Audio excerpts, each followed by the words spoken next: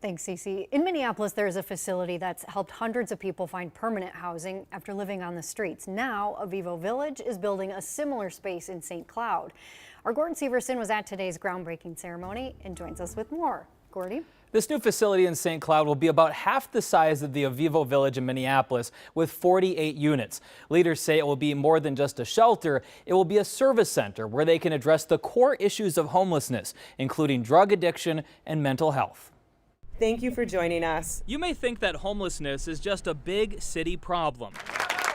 That's not the case in St. Cloud, where city leaders believe it's a big enough problem in their community to warrant a new 48-unit complex. We know that there are over 300 people sleeping outside in this community, and that's not acceptable to any of us. Avivo CEO Kelly Matter says the concept is modeled after their Avivo Village in Minneapolis. They want to bring that big city idea to central Minnesota. We've been operational since December of 2020 in the metro, and initially the average length of stay was around 90 to 100 days before people were able to move to permanent housing. To build this facility, Avivo received $7.6 million from the state and $1.1 million from the city of St. Cloud. I'm excited for what this brings. St. Cloud Mayor Jake Anderson says he voted against this specific location for the facility. The city council had the votes to approve it. However, Anderson says he did approve the funding to pay for the building because he feels it's the right thing to do and a good investment for the community. I think it's $1 spent today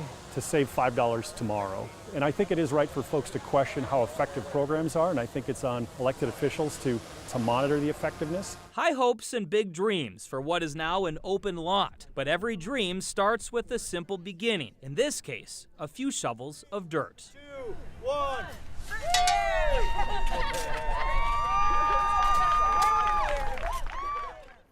Now, a lot of times the groundbreaking ceremony happens when the project is well underway, but that's not the case here. Leaders say the construction pretty much started today.